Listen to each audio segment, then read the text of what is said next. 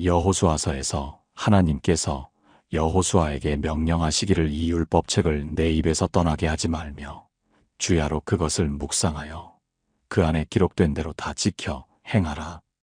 그리하면 내 길이 평탄하게 될 것이며 내가 형통하리라고 하셨습니다. 하나님께서는 여호수아에게 세 가지를 명령하셨습니다. 첫째, 말씀을 입에서 떠나게 하지 말라. 즉, 항상 말씀을 말하고 선포하고 고백하라는 것입니다. 둘째, 주야로 묵상하라. 낮에도 밤에도 쉬지 않고 계속해서 말씀을 생각하고 깊이 묵상하라는 것입니다. 셋째, 그 안에 기록된 대로 다 지켜 행하라.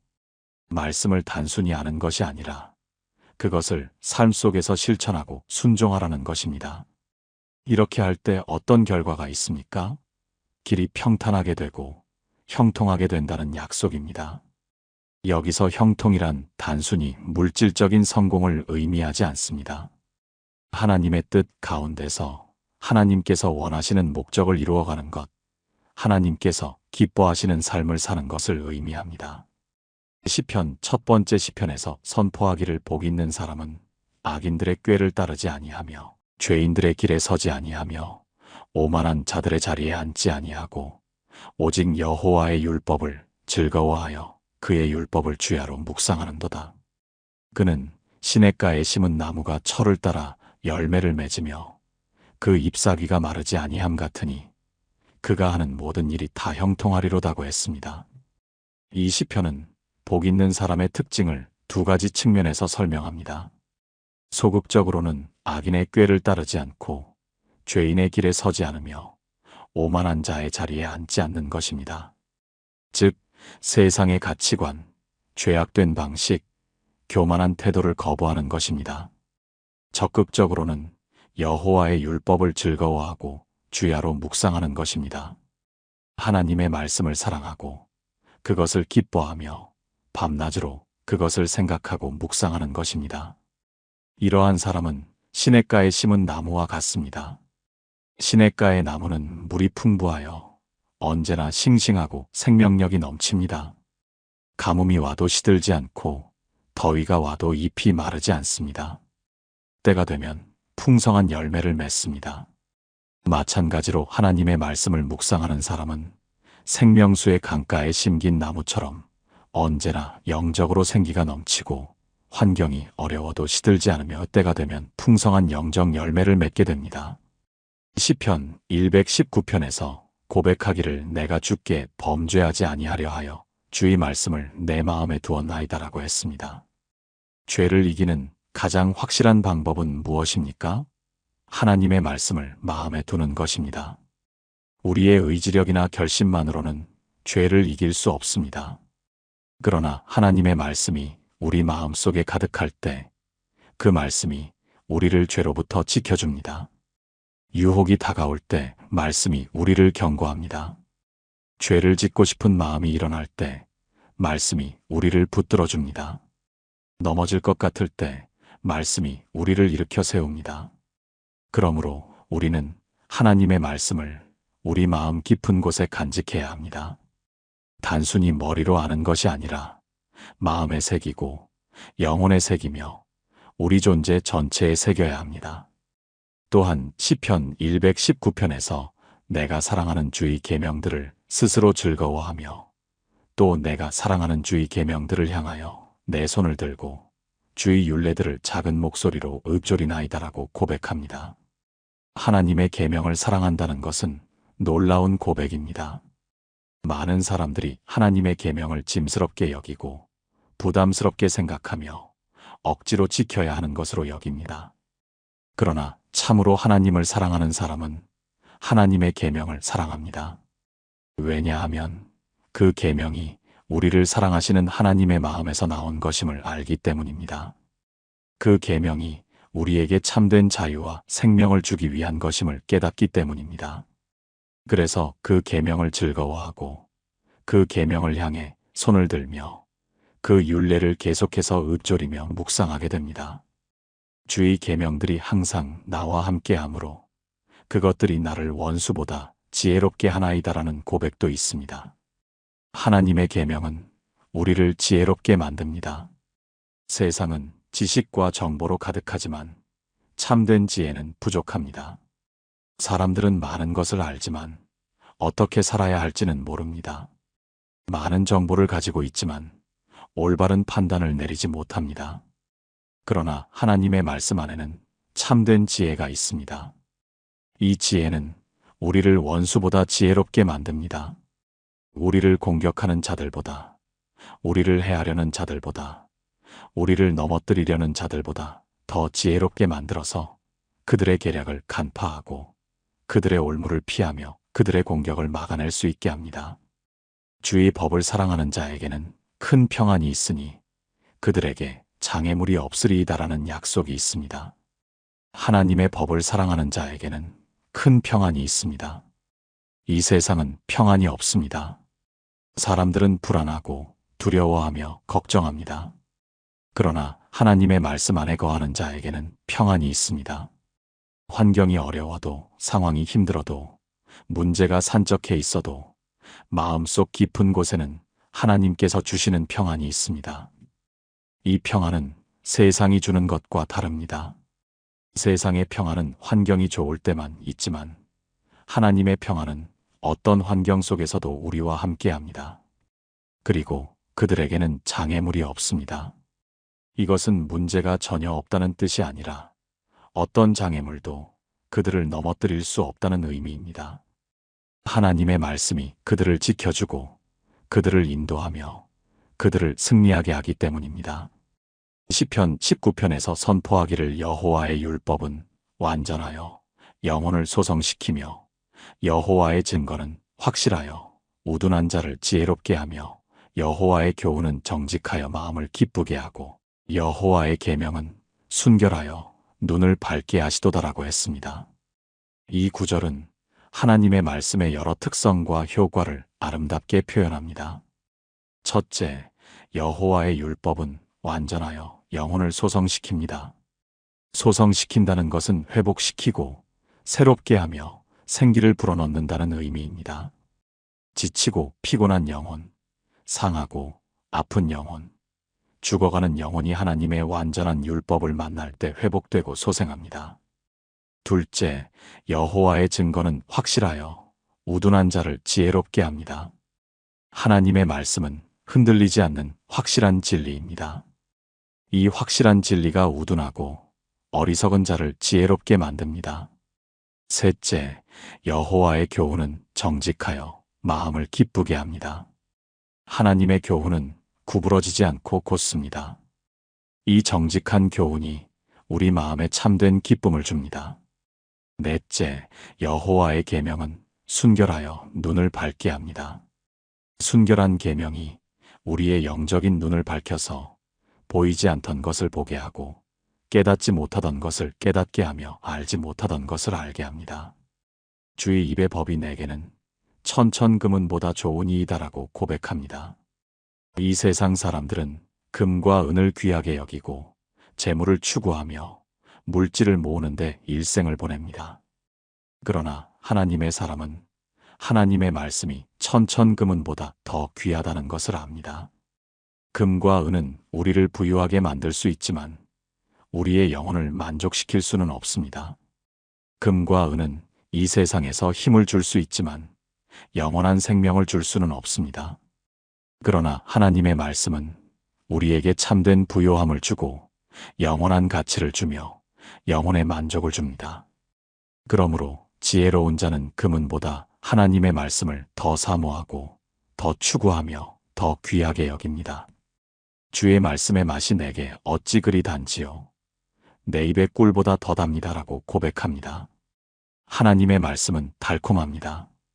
꿀은 자연에서 가장 달콤한 것 중 하나입니다. 그런데 하나님의 말씀은 꿀보다 더 답니다. 왜 그럴까요? 하나님의 말씀 안에는 하나님의 사랑이 담겨 있고 하나님의 은혜가 담겨 있으며 하나님의 자비가 담겨 있기 때문입니다. 우리가 하나님의 말씀을 읽고 묵상할 때 우리는 하나님의 사랑을 맛보고 하나님의 은혜를 경험하며 하나님의 자비를 느낍니다. 이것이 우리 영혼에 얼마나 달콤한 것인지 모릅니다. 세상의 즐거움은 잠시 달지만 나중에는 쓰게 됩니다. 그러나 하나님의 말씀은 처음에도 달고 나중에도 달며 영원토록 달콤합니다. 예수님께서 말씀하시기를 천지는 없어질지언정 내 말은 없어지지 아니하리라고 하셨습니다. 이 말씀은 하나님의 말씀의 영원성을 보여줍니다. 이 세상의 모든 것은 변합니다. 산도 무너지고 바다도 마르며 별도 사라집니다. 이 천지도 언젠가는 없어질 것입니다.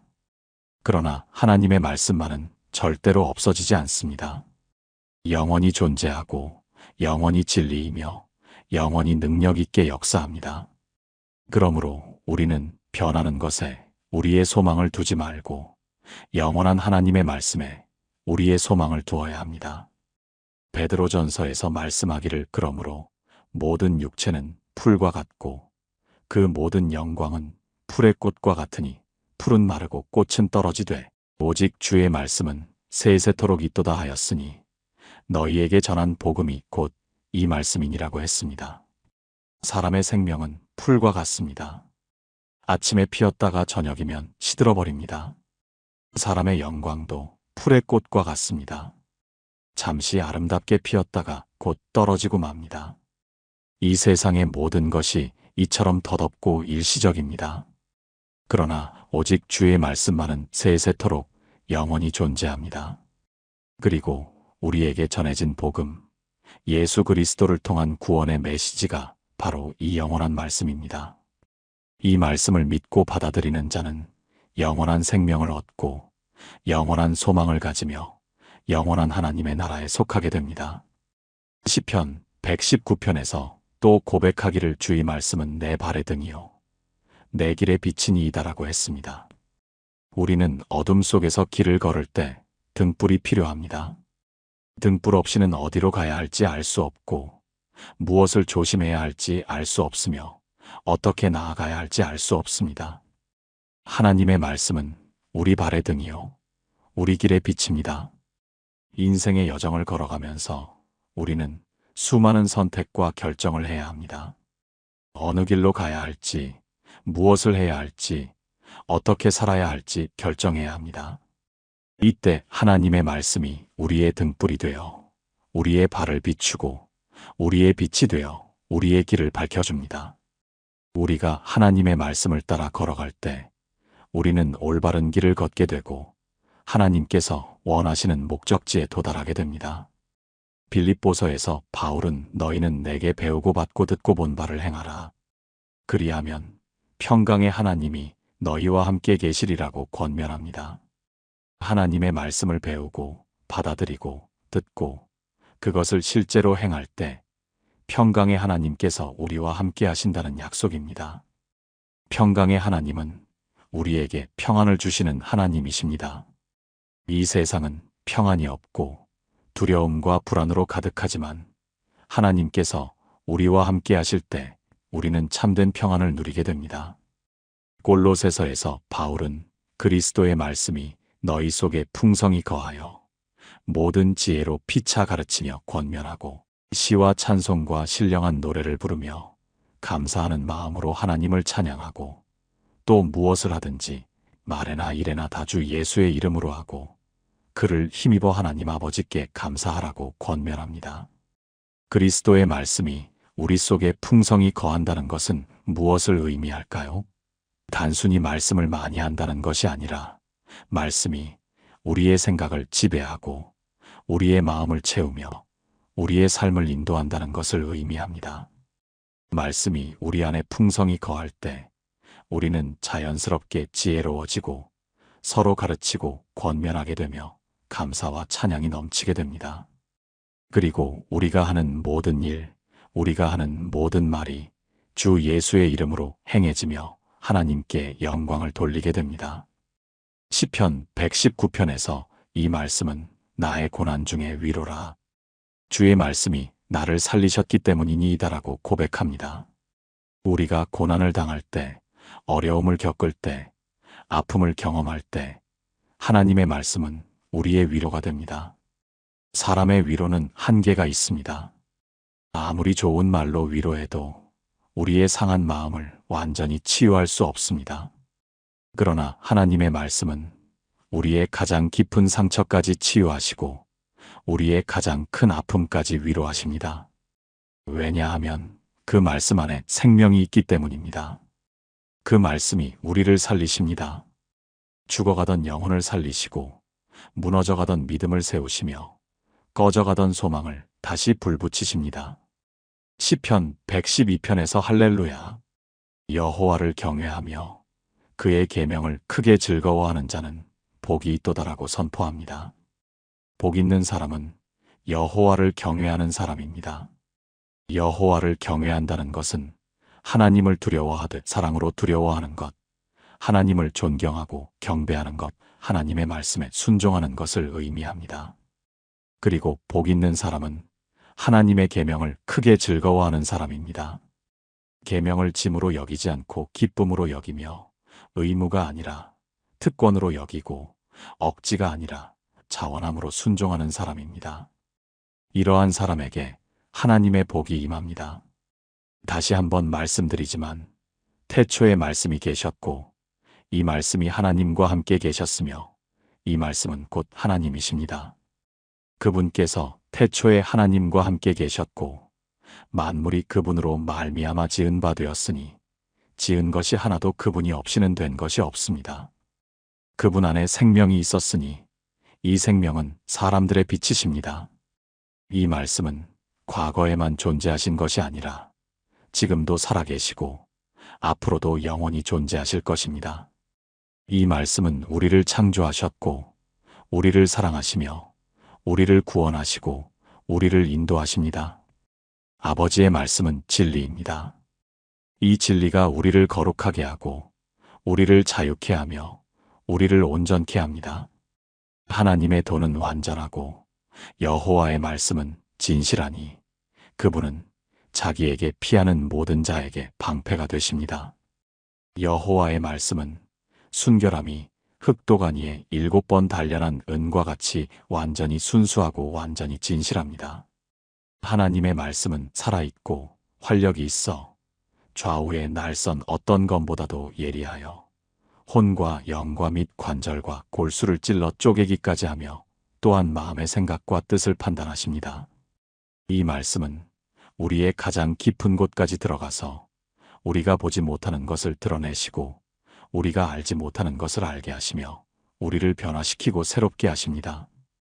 여호와께서 말씀하시기를 내 말이 불같지 아니하냐? 바위를 쳐서 부서뜨리는 방망이 같지 아니하냐? 라고 하셨습니다. 내 입에서 나가는 말도 이와 같이 헛되이 내게로 돌아오지 아니하고 나의 기뻐하는 뜻을 이루며 내가 보낸 일에 형통할 것입니다. 하나님의 말씀은 반드시 그 목적을 이루고 반드시 성취되며 반드시 열매를 맺습니다.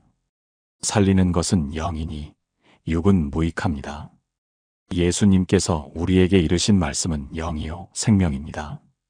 이 말씀이 우리를 살리고 우리에게 참된 생명을 주며 우리를 영원한 생명으로 인도합니다.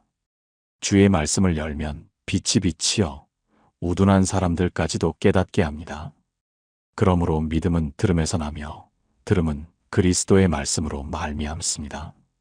예수님께서 대답하여 말씀하시기를 사람이 나를 사랑하면 내 말을 지키리니 내 아버지께서 그를 사랑하실 것이요 우리가 그에게 가서 거처를 그와 함께 하리라고 하셨습니다. 우리는 말씀을 행하는 자가 되어야 하고 듣기만 하여 자신을 속이는 자가 되지 말아야 합니다. 이 율법책을 내 입에서 떠나게 하지 말며 주야로 그것을 묵상하여 그 안에 기록된 대로 다 지켜 행하십시오. 그리하면 내 길이 평탄하게 될 것이며 내가 형통할 것입니다. 복 있는 사람은 악인들의 꾀를 따르지 아니하며 죄인들의 길에 서지 아니하며 오만한 자들의 자리에 앉지 아니하고 오직 여호와의 율법을 즐거워하여 그의 율법을 주야로 묵상하는 사람입니다. 그는 시냇가에 심은 나무가 철을 따라 열매를 맺으며 그 잎사귀가 마르지 아니함과 같으니 그가 하는 모든 일이 다 형통할 것입니다. 우리는 주께 범죄하지 아니하려 하여 주의 말씀을 우리 마음에 두어야 합니다. 우리가 사랑하는 주의 계명들을 스스로 즐거워하며 또 우리가 사랑하는 주의 계명들을 향하여 우리 손을 들고 주의 율례들을 작은 목소리로 읊조려야 합니다. 주의 계명들이 항상 우리와 함께하므로 그것들이 우리를 원수보다 지혜롭게 할 것입니다. 주의 법을 사랑하는 자에게는 큰 평안이 있으니 그들에게 장애물이 없을 것입니다. 여호와의 율법은 완전하여 영혼을 소성시키며 여호와의 증거는 확실하여 우둔한 자를 지혜롭게 하며 여호와의 교훈은 정직하여 마음을 기쁘게 하고 여호와의 계명은 순결하여 눈을 밝게 하십니다. 주의 입의 법이 우리에게는 천천금은보다 좋습니다. 주의 말씀의 맛이 우리에게 어찌 그리 단지요. 우리 입의 꿀보다 더 답니다. 천지는 없어질지언정 주님의 말씀은 없어지지 아니할 것입니다. 그러므로 모든 육체는 풀과 같고 그 모든 영광은 풀의 꽃과 같으니 풀은 마르고 꽃은 떨어지되 오직 주의 말씀은 세세토록 있을 것입니다. 우리에게 전한 복음이 곧 이 말씀입니다. 주의 말씀은 우리 발의 등이요 우리 길의 빛입니다. 우리는 주님께 배우고 받고 듣고 본 바를 행해야 합니다. 그리하면 평강의 하나님이 우리와 함께 계실 것입니다. 그리스도의 말씀이 우리 속에 풍성히 거하여 모든 지혜로 피차 가르치며 권면하고 시와 찬송과 신령한 노래를 부르며 감사하는 마음으로 하나님을 찬양하고 또 무엇을 하든지 말에나 일에나 다 주 예수의 이름으로 하고 그를 힘입어 하나님 아버지께 감사해야 합니다. 이 말씀은 우리의 고난 중의 위로입니다. 주의 말씀이 우리를 살리셨기 때문입니다. 할렐루야! 여호와를 경외하며 그의 계명을 크게 즐거워하는 자는 복이 있습니다. 하나님의 말씀은 우리가 이 땅에서 살아가는 동안 절대적으로 필요한 영적 양식입니다. 우리의 육신이 매일 음식을 필요로 하는 것처럼 우리의 영혼도 매일 하나님의 말씀을 필요로 합니다. 아침에 일어나서 식사를 하듯이 우리는 아침마다 하나님의 말씀으로 우리의 영혼을 먹여야 합니다. 하루 세 끼를 먹듯이 우리는 하루 종일 하나님의 말씀을 묵상하고 기억하며 적용해야 합니다. 음식을 먹지 않으면 몸이 약해지고 병들듯이 말씀을 멀리하면 우리의 영혼이 약해지고 병들게 됩니다. 예수님께서는 광야에서 40일 동안 금식하신 후 시험을 받으셨을 때 사람이 떡으로만 살 것이 아니요 하나님의 입으로부터 나오는 모든 말씀으로 살 것이라고 대답하셨습니다. 이것은 단순히 떡이 필요 없다는 말씀이 아닙니다.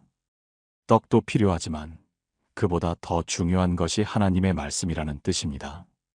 떡은 우리의 육신을 잠시 동안 만족시켜주지만 하나님의 말씀은 우리의 영혼을 영원히 만족시켜 주십니다. 떡은 우리를 잠시 동안 살려주지만 하나님의 말씀은 우리에게 영원한 생명을 주십니다. 우리는 하나님의 말씀을 어떻게 받아들여야 할까요? 시편 1편에서 말씀하신 것처럼 우리는 주야로 묵상해야 합니다. 묵상이란 무엇입니까? 묵상은 단순히 말씀을 읽고 지나가는 것이 아닙니다. 묵상은 말씀을 깊이 생각하고 곱씹고 음미하며 그 의미를 깨닫고 그것을 우리의 삶에 적용하는 것입니다. 소가 되새김질하듯이 우리는 하나님의 말씀을 계속해서 되새기며 묵상해야 합니다. 한 번 읽고 끝나는 것이 아니라 여러 번 반복해서 읽고 깊이 생각하며 그 말씀이 우리의 것이 될 때까지 묵상해야 합니다. 주야로 묵상한다는 것은 낮에도 밤에도 일할 때도 쉴 때도 어떤 상황에서도 하나님의 말씀을 생각하고 기억한다는 뜻입니다. 아침에 눈을 뜨면 하나님의 말씀을 생각하고 일하는 중에도 말씀을 기억하며 밤에 잠자리에 들 때도 말씀을 묵상합니다. 이렇게 하나님의 말씀이 우리의 생각을 지배하고 우리의 마음을 채우며 우리의 삶을 인도할 때 우리는 시냇가에 심은 나무처럼 항상 푸르고 생기가 넘치며 때를 따라 열매를 맺는 복된 삶을 살게 됩니다. 시냇가의 나무는 왜 항상 푸를까요? 그것은 물이 끊이지 않고 공급되기 때문입니다. 가뭄이 와도 더위가 와도 시냇가의 나무는 시들지 않습니다. 왜냐하면 뿌리가 물가에 깊이 박혀 있어서 항상 물을 공급받기 때문입니다. 마찬가지로 우리가 하나님의 말씀 안에 깊이 뿌리를 내리고 말씀을 통해 끊임없이 영적 양식을 공급받을 때 우리는 어떤 환경 속에서도 시들지 않고 항상 푸르며 생명력이 넘치는 삶을 살 수 있습니다. 시냇가의 나무는 때를 따라 열매를 맺습니다. 억지로 열매를 맺는 것이 아니라 자연스럽게 때가 되면 열매를 맺습니다. 왜냐하면 뿌리가 물을 공급받아 나무 전체에 생명력이 흐르기 때문입니다. 우리도 마찬가지입니다. 우리가 하나님의 말씀으로 영향을 공급받으면 자연스럽게 성령의 열매를 맺게 됩니다. 억지로 노력해서 열매를 맺으려고 애쓸 필요가 없습니다. 말씀 안에 거하면 말씀이 우리 안에서 역사하여 자연스럽게 사랑과 희락과 화평과 오래 참음과 자비와 양선과 충성과 온유와 절제의 열매를 맺게 합니다. 하나님의 말씀은 또한 우리의 기도를 인도합니다. 우리는 종종 무엇을 기도해야 할지 모를 때가 있습니다. 어떻게 기도해야 할지, 무엇을 구해야 할지 알지 못합니다. 그러나 하나님의 말씀을 묵상하면 말씀이 우리의 기도를 인도합니다. 말씀을 읽다가 어떤 구절이 우리 마음에 와닿으면 그것을 가지고 기도하게 됩니다. 말씀 속에서 하나님의 약속을 발견하면 그 약속을 붙잡고 기도하게 됩니다. 말씀을 통해 하나님의 뜻을 깨달으면 그 뜻에 맞게 기도하게 됩니다. 또한 하나님의 말씀은 우리의 잘못된 생각과 태도를 교정해 줍니다. 우리는 종종 세상의 가치관에 물들고 잘못된 생각을 갖게 되며 하나님의 뜻과 다른 방향으로 나아갈 때가 있습니다. 그러나 하나님의 말씀은 좌우의 날선 검처럼 예리하여 우리의 잘못된 생각을 잘라내고 우리의 그릇된 태도를 바로잡으며 우리를 올바른 길로 인도합니다. 말씀은 거울과 같아서 우리의 참모습을 보여주고 우리가 어떻게 변화되어야 할지 알려줍니다. 야고보서에서는 말씀을 거울에 비유합니다. 거울을 보면 우리의 얼굴에 묻은 먼지나 더러움을 발견할 수 있습니다. 그러면 우리는 그것을 씻어냅니다. 마찬가지로 하나님의 말씀이라는 거울을 보면 우리의 영적 상태, 우리의 마음 상태, 우리의 삶의 모습을 볼 수 있습니다. 그리고 우리 안에 있는 죄와 더러움을 발견하게 됩니다. 그러면 우리는 회개하고 그것을 씻어내며 변화되기를 추구하게 됩니다. 그러나 만일 우리가 말씀을 듣고도 행하지 않는다면 그것은 거울을 보고도 자기 모습을 잊어버리는 것과 같습니다. 우리의 문제를 발견하고도 그것을 고치지 않는다면 거울을 본 것이 무슨 소용이 있겠습니까? 하나님의 말씀은 또한 우리에게 소망을 줍니다. 이 세상에서 살다 보면 낙심할 때가 있고 절망할 때가 있으며 포기하고 싶을 때가 있습니다. 상황이 너무 어려워 보이고 문제가 너무 커 보이며 앞길이 막막해 보일 때가 있습니다. 그러나 하나님의 말씀은 우리에게 소망을 줍니다. 하나님께서 우리와 함께 하신다는 약속, 하나님께서 우리를 버리지 않으신다는 약속, 하나님께서 모든 것을 합력하여 선을 이루신다는 약속이 우리에게 소망을 줍니다. 로마서 15장 4절에서는 무엇이든지 전에 기록된 바는 우리의 교훈을 위하여 기록된 것이니 우리로 하여금 인내로 또는 성경의 위로로 소망을 가지게 함이니라고 말씀합니다. 성경에 기록된 모든 것은 우리를 가르치고 우리에게 인내를 주며 우리를 위로하고 우리에게 소망을 주기 위함입니다. 우리가 성경을 읽을 때 우리보다 먼저 믿음의 길을 걸어간 사람들의 이야기를 봅니다. 그들도 어려움을 겪었고 시련을 당했으며 고난을 경험했습니다. 그러나 하나님께서 그들과 함께 하셨고 그들을 인도하셨으며 그들을 승리하게 하셨습니다. 이것이 우리에게 소망을 줍니다. 하나님께서 그들과 함께 하셨던 것처럼 우리와도 함께 하실 것이라는 소망을 줍니다. 하나님의 말씀은 또한 우리를 정결케 합니다. 예수님께서 말씀하시기를 너희는 내가 일러준 말로 이미 깨끗하여졌으니라고 하셨습니다. 말씀이 우리를 깨끗하게 합니다. 어떻게 말씀이 우리를 깨끗하게 할까요? 말씀은 물과 같습니다. 에베소서 5장 26절에서는 그리스도께서 교회를 사랑하사 그녀를 위하여 자신을 주심은 물로 씻어 말씀으로 깨끗하게 하사 거룩하게 하시려 함이라고 말씀합니다. 말씀이 우리를 씻고 우리를 깨끗하게 하며 우리를 거룩하게 만듭니다. 우리가 말씀을 읽고 묵상할 때 성령님께서 그 말씀을 통해 우리 안에 있는 죄를 깨닫게 하십니다. 우리의 잘못된 생각, 우리의 그릇된 동기, 우리의 숨겨진 죄악을 드러내십니다. 그리고 우리가 그것을 회개하고 고백할 때 하나님께서 우리를 용서하시고 깨끗하게 하십니다. 이것이 말씀으로 씻김받는 것입니다. 우리가 매일 말씀으로 씻김받을 때 우리는 점점 더 깨끗해지고 점점 더 거룩해지며 점점 더 하나님의 형상을 회복하게 됩니다. 하나님의 말씀은 우리에게 믿음을 줍니다. 앞서 말씀드린 것처럼 믿음은 들음에서 나며 들음은 그리스도의 말씀으로 말미암았느니라. 우리가 어떻게 믿음을 가질 수 있습니까? 우리 자신의 힘으로는 믿음을 만들어낼 수 없습니다. 믿음은 하나님의 선물이며 그 믿음은 하나님의 말씀을 들음으로 우리 안에 생겨납니다. 우리가 하나님의 말씀을 듣고 받아들이고 믿을 때 그 말씀이 우리 안에서 믿음을 만들어냅니다. 믿음이 약한 사람은 어떻게 해야 할까요? 더 많이 말씀을 들어야 합니다. 더 많이 말씀을 읽어야 합니다. 더 깊이 말씀을 묵상해야 합니다. 말씀이 우리 안에 풍성히 거할 때 우리의 믿음도 함께 자라나게 됩니다. 작은 믿음이 큰 믿음이 되고 약한 믿음이 강한 믿음이 되며 흔들리는 믿음이 견고한 믿음이 됩니다. 이 모든 것이 하나님의 말씀을 통해 이루어집니다. 또한 하나님의 말씀은 우리에게 지혜를 줍니다. 디모데후서 3장 15절에서는 또 내가 어려서부터 성경을 알았나니 성경은 능히 너로 하여금 그리스도 예수 안에 있는 믿음으로 말미암아 구원에 이르는 지혜가 있게 하느니라고 말씀합니다. 성경은 우리에게 구원에 이르는 지혜를 줍니다. 이 세상의 지식은 우리에게 많은 정보를 주지만 참된 지혜를 주지는 못합니다. 사람들은 많은 것을 알지만 어떻게 살아야 할지는 모릅니다. 많은 학위를 가지고 있지만 삶의 의미를 찾지 못합니다. 그러나 하나님의 말씀은 우리에게 참된 지혜를 줍니다.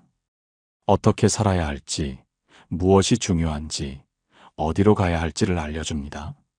잠언 4장 23절에서는 무릇 지킬 만한 것보다 더욱 내 마음을 지키라. 생명의 근원이 이에서 남이니라고 말씀합니다. 우리의 마음을 어떻게 지킬 수 있습니까? 하나님의 말씀으로 지킵니다. 우리의 마음에 하나님의 말씀이 가득할 때 세상의 유혹과 죄악이 들어올 자리가 없습니다.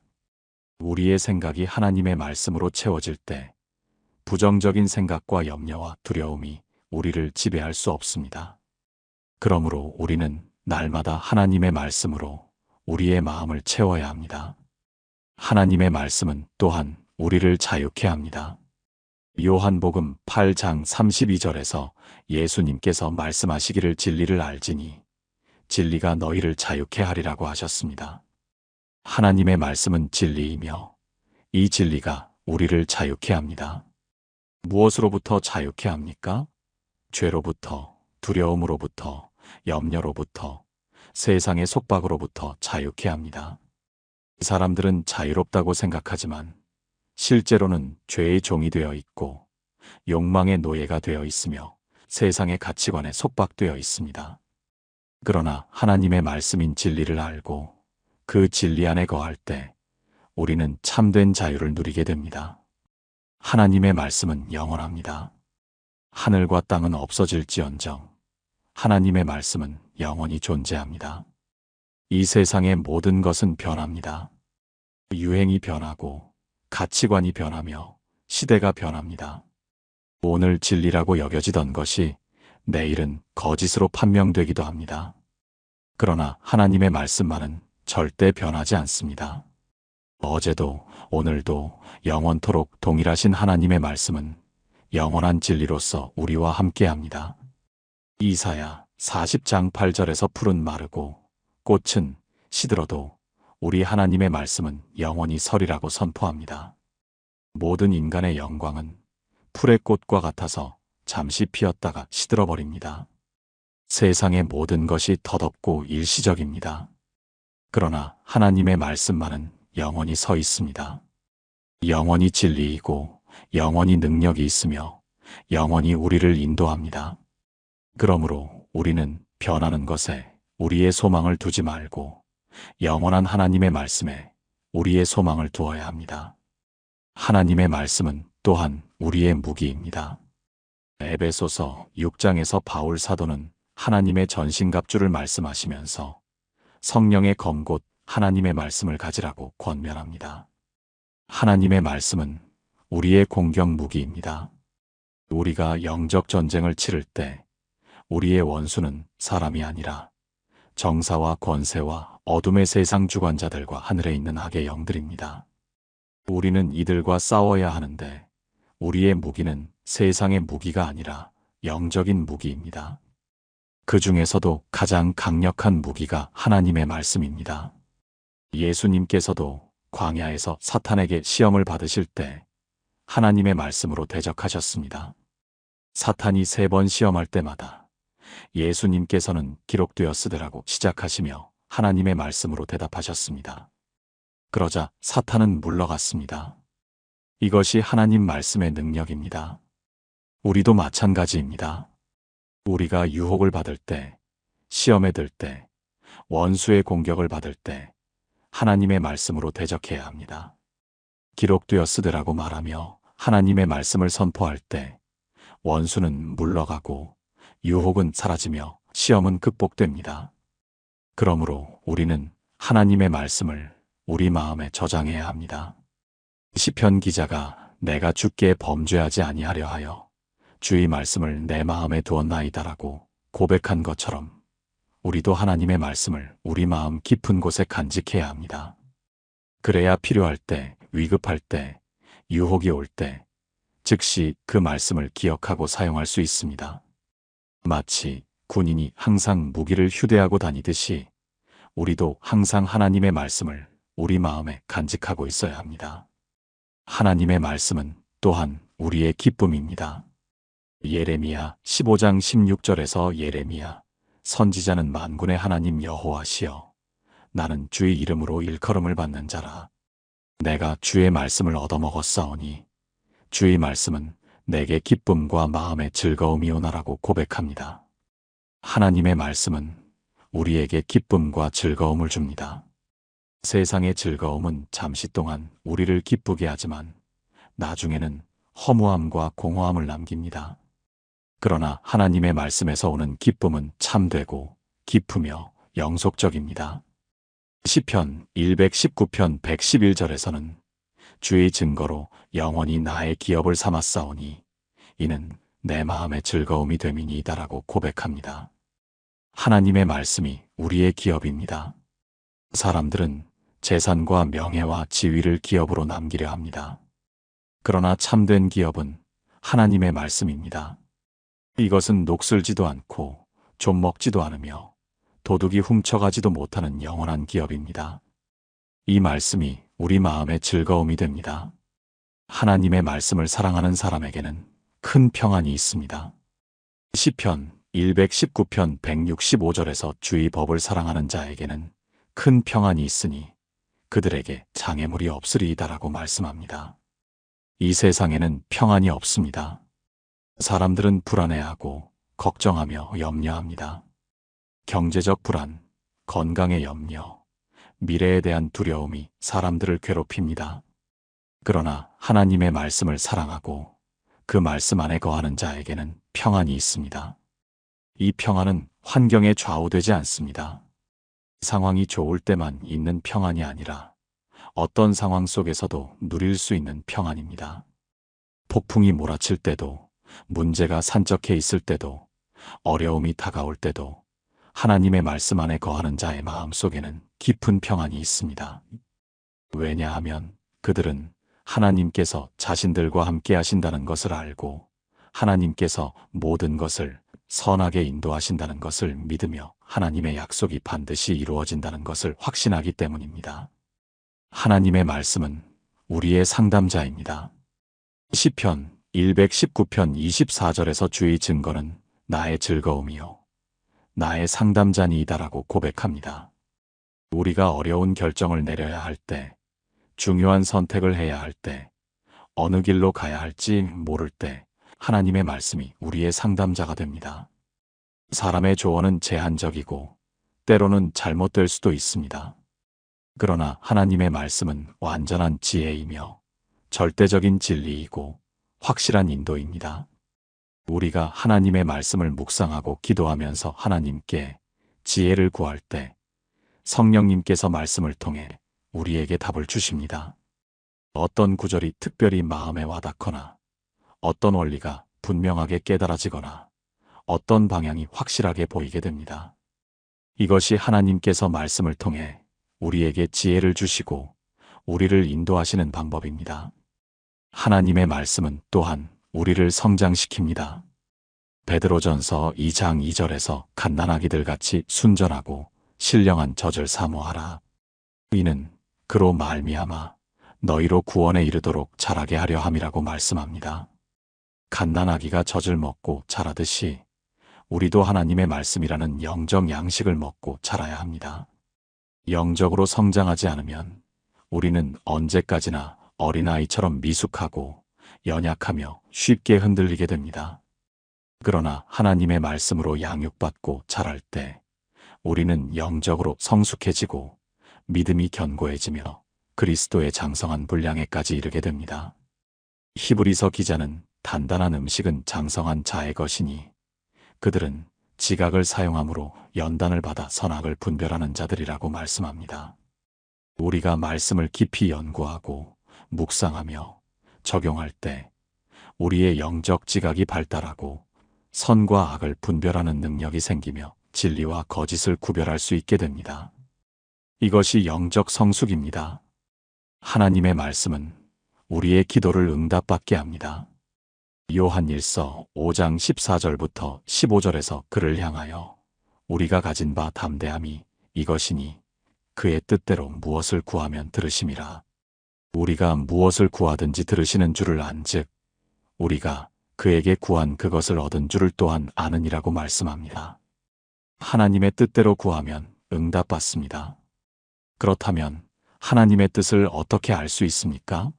하나님의 말씀을 통해 알 수 있습니다. 말씀을 묵상하면서 하나님의 뜻을 깨닫고 그 뜻에 맞게 기도할 때 우리의 기도는 응답받게 됩니다.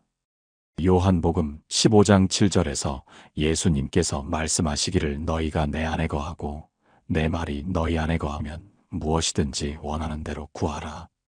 그리하면 이루리라고 하셨습니다. 예수님의 말씀이 우리 안에 거할 때 우리의 원함이 하나님의 원하심과 일치하게 되고 우리의 기도가 하나님의 뜻과 맞아떨어지게 되며 그래서 우리가 구하는 것이 이루어지게 됩니다. 하나님의 말씀은 우리에게 소망을 줍니다. 로마서 15장 4절에서 무엇이든지 전에 기록된 바는 우리의 교훈을 위하여 기록된 것이니 우리로 하여금 인내로 또는 성경의 위로로 소망을 가지게 함이니라고 말씀합니다.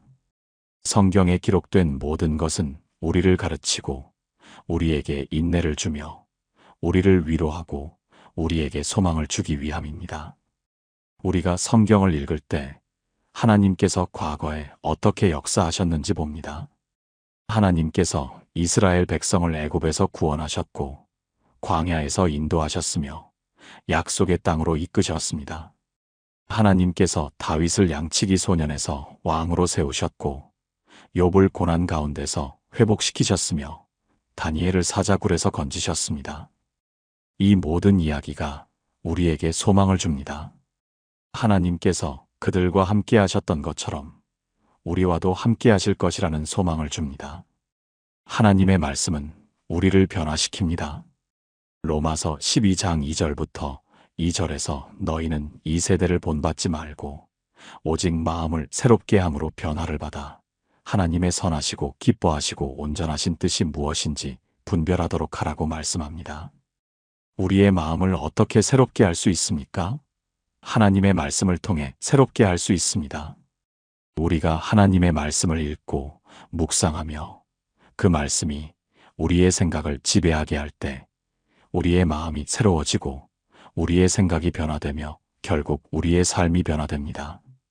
고린도후서 3장 18절에서 우리가 다 수건을 벗은 얼굴로 거울을 보는 것 같이 주의 영광을 보매 그와 같은 형상으로 변화하여 영광에서 영광에 이르니 곧 주의 영으로 말미암음이니라고 말씀합니다.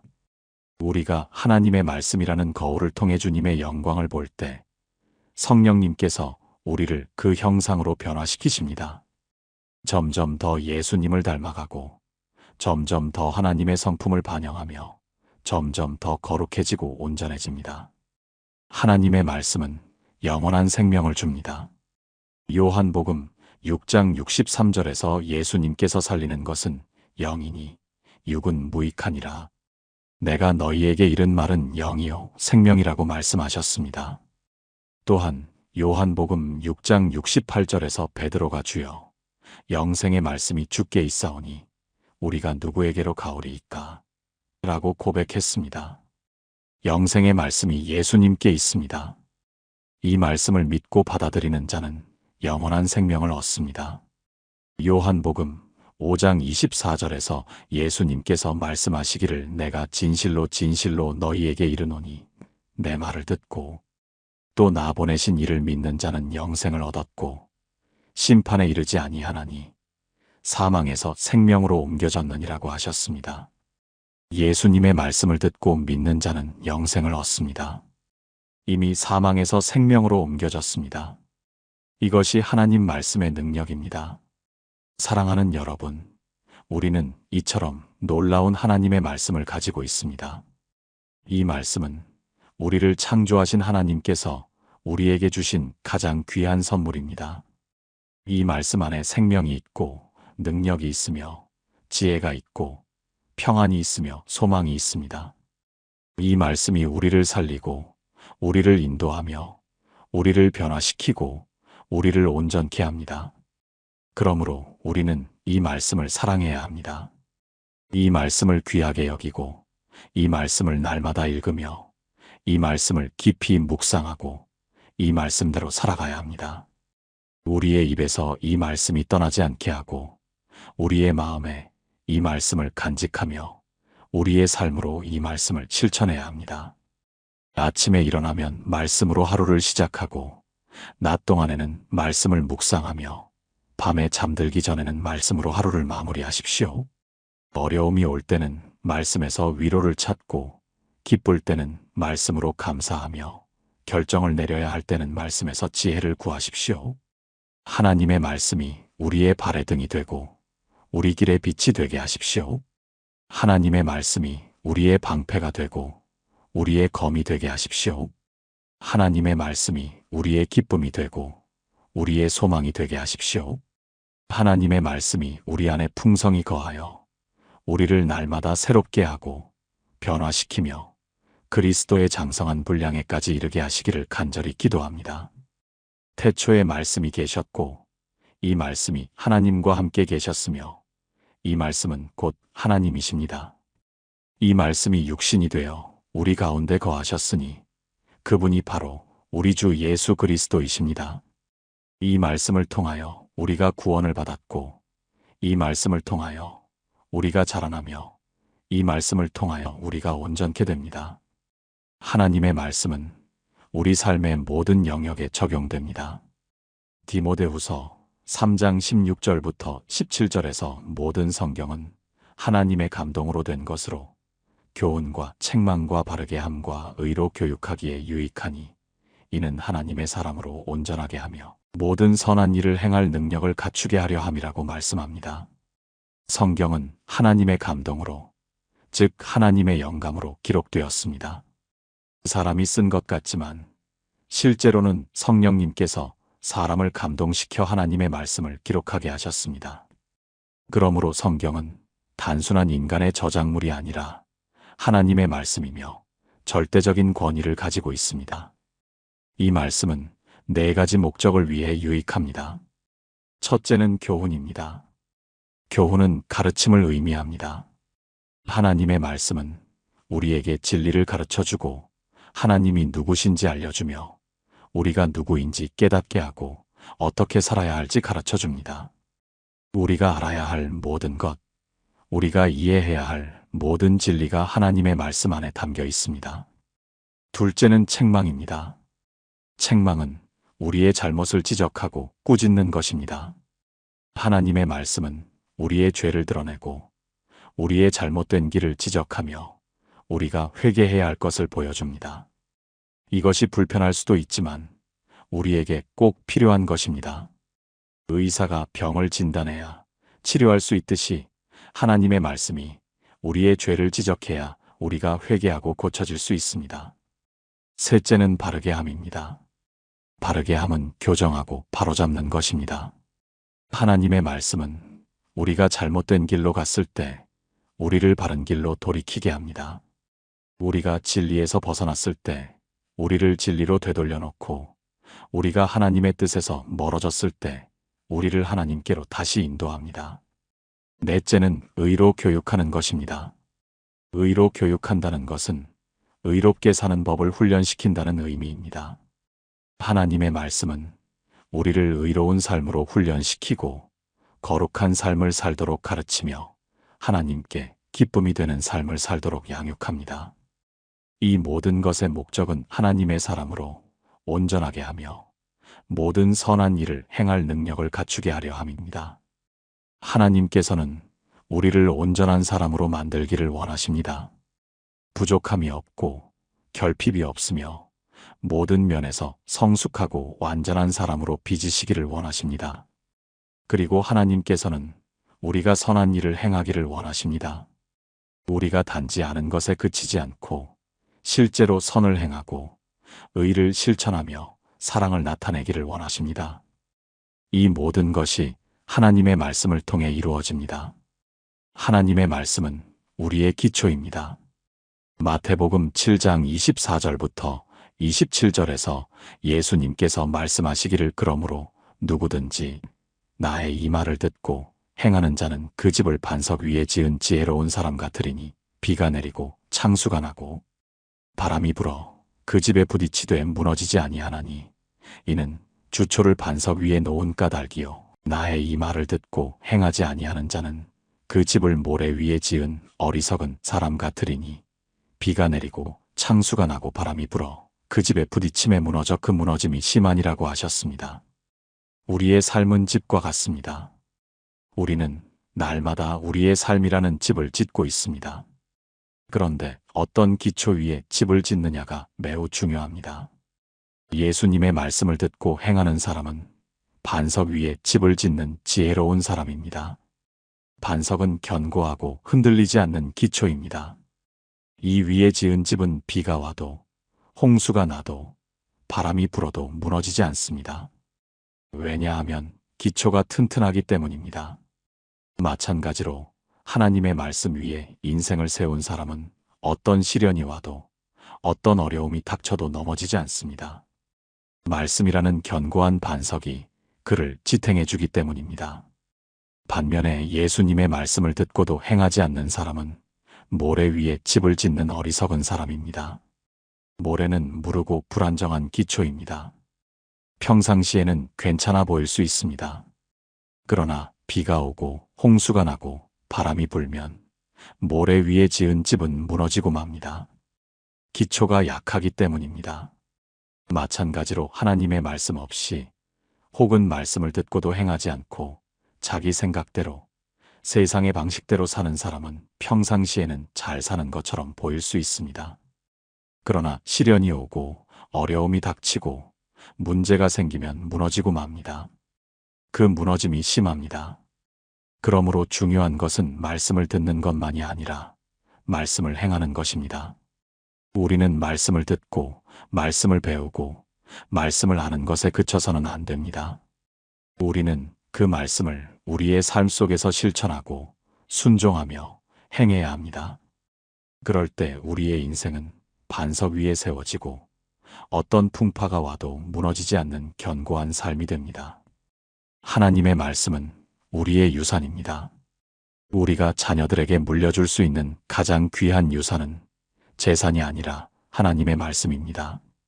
신명기 6장 6절부터 7절에서 오늘 내가 내게 명하는 이 말씀을 너는 마음에 새기고 내 자녀에게 부지런히 가르치며 집에 앉았을 때에든지 길을 갈 때에든지 누웠을 때에든지 일어날 때에든지 이 말씀을 강론할지니라고 명령하십니다. 하나님의 말씀을 우리 마음에 새기고 우리 자녀들에게 부지런히 가르치는 것이 우리의 책임입니다. 우리는 자녀들에게 좋은 교육을 제공하려고 했습니다. 좋은 학교에 보내고 좋은 선생님을 찾으며 많은 투자를 합니다. 이것도 중요하지만 더 중요한 것은 자녀들에게 하나님의 말씀을 가르치는 것입니다. 세상의 지식은 이 땅에서만 유용하지만 하나님의 말씀은 영원히 유용합니다. 세상의 학문은 생계를 위한 도구가 되지만 하나님의 말씀은 삶의 의미와 목적을 제공합니다.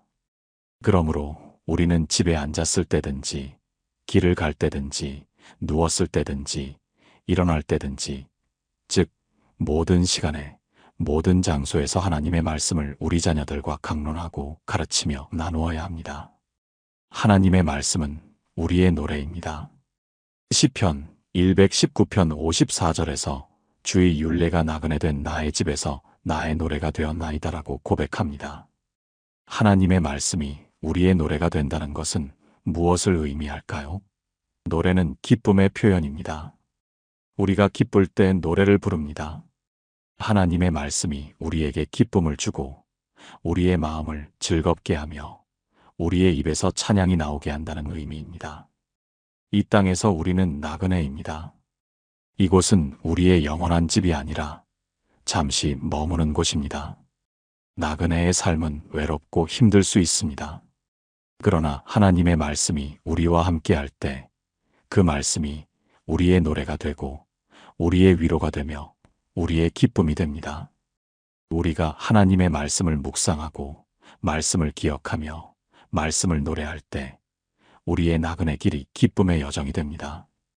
골로새서 3장 16절에서 그리스도의 말씀이 너희 속에 풍성히 거하여 모든 지혜로 피차 가르치며 권면하고 시와 찬송과 신령한 노래를 부르며 감사하는 마음으로 하나님을 찬양하라고 권면합니다.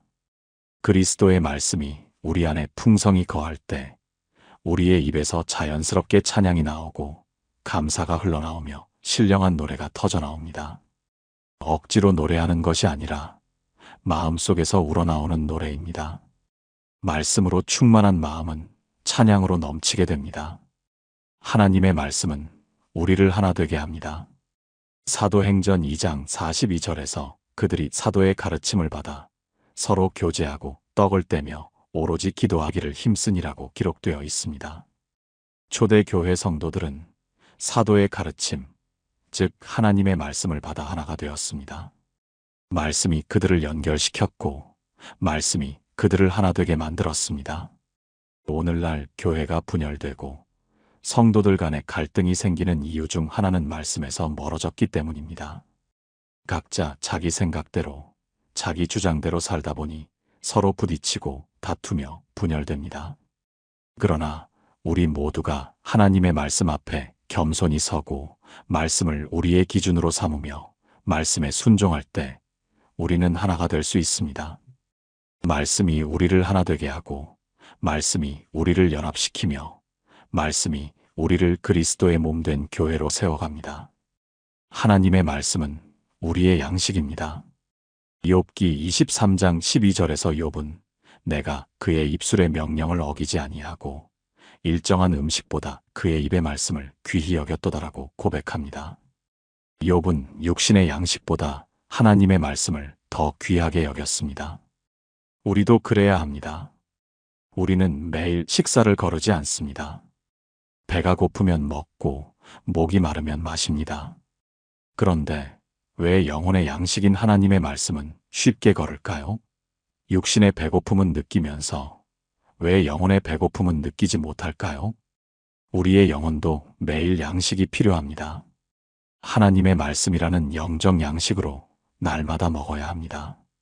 아침에 일어나면 먼저 말씀으로 영혼을 깨우고, 낮 동안 말씀으로 영혼을 강건하게 하며, 밤에는 말씀으로 영혼을 평안케 해야 합니다. 우리가 육신을 돌보는 것보다 더 정성스럽게 영혼을 돌보고, 육신의 양식을 구하는 것보다 더 열심히 영혼의 양식을 구해야 합니다. 하나님의 말씀은 우리의 기쁨이자 즐거움입니다. 예레미야 15장 16절에서 예레미야, 선지자는 만군의 하나님 여호와시여, 나는 주의 이름으로 일컬음을 받는 자라.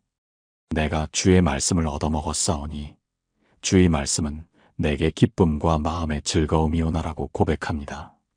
하나님의 말씀을 얻어먹었다는 표현이 아름답습니다. 말씀을 단순히 읽는 것이 아니라 먹는 것입니다. 음식을 먹으면 그것이 우리 몸의 일부가 되듯이 말씀을 먹으면 그것이 우리 영혼의 일부가 됩니다. 그리고 그 말씀이 예레미야에게 기쁨과 마음의 즐거움이 되었습니다. 예레미야는 눈물의 선지자로 불릴 만큼 고난을 많이 당한 사람입니다. 그의 메시지는 거부당했고, 그는 핍박을 받았으며 심지어 감옥에 갇히기도 했습니다. 그러나 그런 고난 속에서도 하나님의 말씀은 그에게 기쁨이 되었습니다. 환경이 어려워도, 상황이 힘들어도 하나님의 말씀은 우리에게 기쁨을 줄 수 있습니다.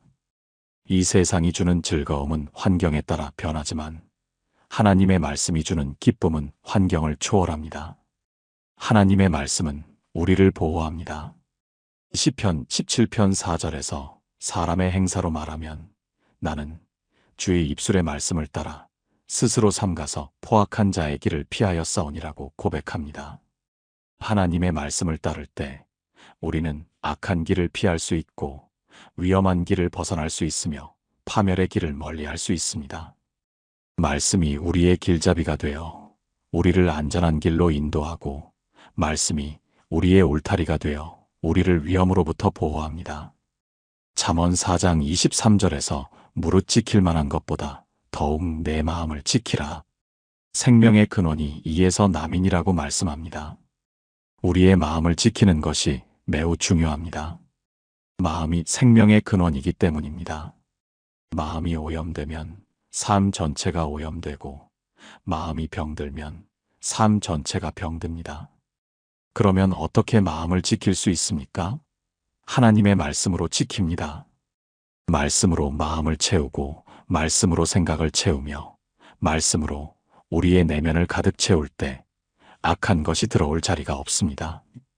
하나님의 말씀은 우리에게 확신을 줍니다. 요한 1서 5장 13절에서 내가 하나님의 아들의 이름을 믿는 너희에게 이것을 쓰는 것은 너희로 하여금 너희에게 영생이 있음을 알게 하려 함이라고 말씀합니다. 하나님의 말씀은 우리에게 확신을 줍니다. 우리가 구원받았다는 확신, 우리가 하나님의 자녀라는 확신, 우리에게 영생이 있다는 확신을 줍니다. 많은 사람들이 확신 없이 신앙생활을 합니다. 내가 정말 구원받았을까? 내가 정말 하나님의 자녀일까? 내가 천국에 갈 수 있을까? 하고 의심하며 살아갑니다. 그러나 하나님의 말씀은 우리에게 분명한 확신을 줍니다. 예수 그리스도를 믿는 자는 구원을 받았고 하나님의 자녀가 되었으며 영생을 얻었다고 말씀합니다. 이것은 우리의 감정이나 느낌에 기초한 것이 아니라 하나님의 변치 않는 말씀에 기초한 것입니다. 로마서 8장 16절에서 성령이 친히 우리의 영과 더불어 우리가 하나님의 자녀인 것을 증언하시나니라고 말씀합니다. 성령님께서 하나님의 말씀을 통해 우리가 하나님의 자녀임을 증언하십니다.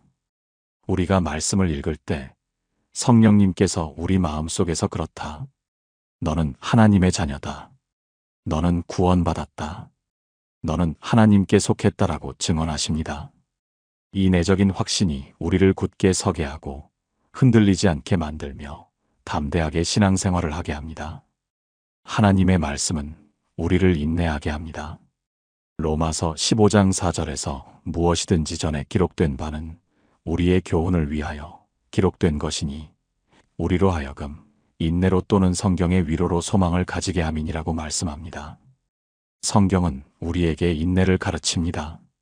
성경에 나오는 믿음의 선진들의 이야기를 보면 그들도 우리처럼 어려움을 겪었고 시련을 당했으며 고난을 경험했습니다. 그러나 그들은 인내했고 끝까지 믿음을 지켰으며 결국 하나님의 약속을 받았습니다. 아브라함은 25년을 기다려 약속의 자녀 이삭을 얻었습니다. 요셉은 13년 동안 고난을 겪은 후에 애굽의 총리가 되었습니다. 다윗은 사울에게 쫓기며 도망다니는 세월을 보낸 후에 왕이 되었습니다.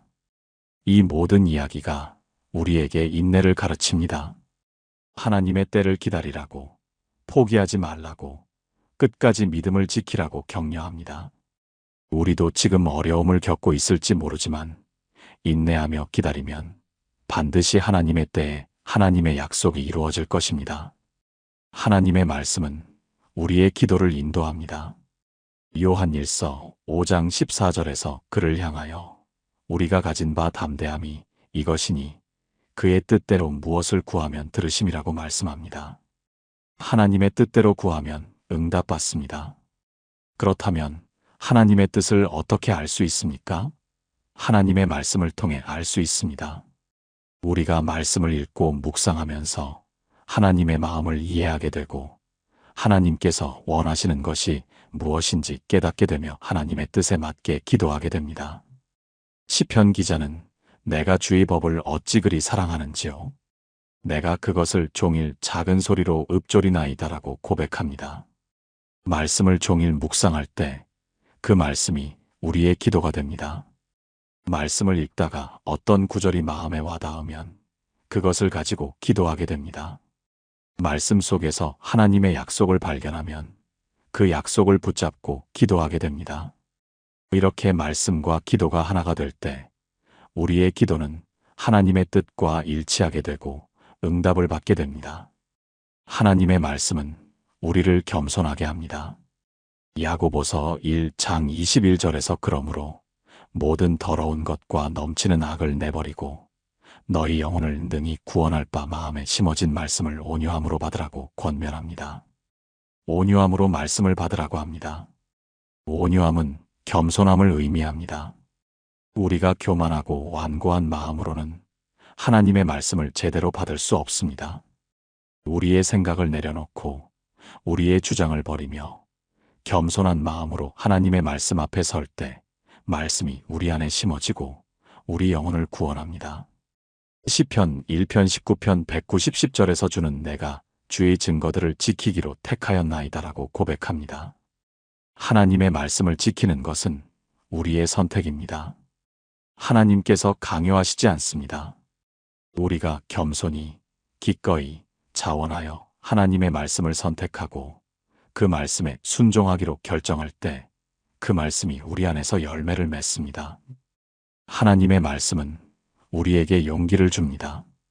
여호수아 1장 8절부터 9절에서 하나님께서 여호수아에게 말씀하시기를 이 율법책을 내 입에서 떠나지 말게 하며 주야로 그것을 묵상하여 그 안에 기록된 대로 다 지켜 행하라. 그리하면 내 길이 평탄하게 될 것이며 내가 형통하리라. 내가 내게 명령한 것이 아니냐? 강하고 담대하라. 두려워하지 말며 놀라지 말라. 내가 어디로 가든지 내 하나님 여호와가 너와 함께하느니라고 하셨습니다. 여호수아는 이스라엘 백성을 이끌고 가나안 땅에 들어가야 하는 막중한 책임을 맡았습니다. 그 앞에는 강한 원수들이 있었고 큰 도전들이 있었습니다. 여호수아는 두려웠을 것입니다. 그때 하나님께서 그에게 주신 것이 바로 말씀이었습니다. 율법책을 입에서 떠나지 말게 하고 주야로 묵상하라고 하셨습니다. 그리고 강하고 담대하라고, 두려워하지 말라고, 하나님께서 함께 하신다고 약속하셨습니다. 우리도 마찬가지입니다. 우리 앞에도 많은 도전이 있고 많은 어려움이 있으며 많은 두려움이 있습니다. 그러나 하나님의 말씀이 우리와 함께 할 때 우리는 강하고 담대할 수 있습니다. 말씀이 우리에게 용기를 주고, 말씀이 우리를 격려하며, 말씀이 우리로 하여금 두려움을 이기고 앞으로 나아가게 합니다. 하나님께서 우리와 함께 하신다는 말씀의 약속이 우리를 담대하게 만듭니다. 하나님의 말씀은 영원한 가치가 있습니다. 베드로전서 1장 23절부터 25절에서 너희가 거듭난 것은 썩어질 씨로 된 것이 아니요 썩지 아니할 씨로 된 것이니 살아있고 항상 있는 하나님의 말씀으로 되었느니라. 그러므로 모든 육체는 풀과 같고 그 모든 영광은 풀의 꽃과 같으니 풀은 마르고 꽃은 떨어지되 오직 주의 말씀은 세세토록 있도다 하였으니 너희에게 전한 복음이 곧 이 말씀이니라고 말씀합니다. 우리가 거듭난 것은 하나님의 말씀으로 된 것입니다. 썩지 아니할 씨, 즉 영원한 말씀의 씨앗이 우리 안에 심어져서 우리가 거듭났습니다. 이 세상의 모든 것은 썩어지고 사라집니다. 풀은 마르고 꽃은 떨어집니다. 이 사람의 영광도 세상의 부귀도 육신의 쾌락도 모두 잠시 있다가 사라집니다. 그러나 오직 주의 말씀만은 세세토록 있습니다. 영원히 존재하고 영원히 진리이며 영원히 능력이 있습니다. 그러므로 우리는 썩어질 것에 우리의 시간과 에너지를 쏟지 말고 영원한 것에 투자해야 합니다. 사라질 것을 추구하지 말고 영원히 남을 것을 추구해야 합니다. 하나님의 말씀에 우리의 마음을 두고 하나님의 말씀을 우리의 보화로 삼으며 하나님의 말씀 안에서 영원한 가치를 발견해야 합니다. 사랑하는 여러분, 우리는 지금까지 하나님 말씀의 능력과 중요성에 대해 깊이 묵상했습니다. 하나님의 말씀은 우리에게 주신 가장 귀한 선물이며 우리 삶의 모든 영역에서 절대적으로 필요한 것입니다. 이 말씀은 우리를 창조하신 하나님께서 우리에게 주신 사랑의 편지이고 우리를 인도하시는 하나님의 음성이며 우리를 변화시키는 성령님의 검입니다. 이 말씀을 날마다 읽고 깊이 묵상하며 삶 속에서 실천하시기 바랍니다. 아침에 눈을 뜨면 말씀으로 하루를 시작하고 낮 동안에는 말씀을 기억하며 밤에 잠들기 전에는 말씀으로 하루를 마무리하십시오. 말씀이 여러분의 발의 등이 되고 여러분 길의 빛이 되게 하십시오. 말씀이 여러분의 기쁨이 되고 여러분의 힘이 되게 하십시오. 그리하면 여러분은 시냇가에 심은 나무처럼 항상 푸르고 생명력이 넘치며 때를 따라 열매를 맺는 복된 삶을 살게 될 것입니다. 하나님의 말씀이 여러분 속에 풍성히 거하여 여러분을 날마다 새롭게 하고 변화시키며 그리스도의 형상을 이루어 가시기를 주님의 이름으로 축복합니다. 아멘. 할렐루야.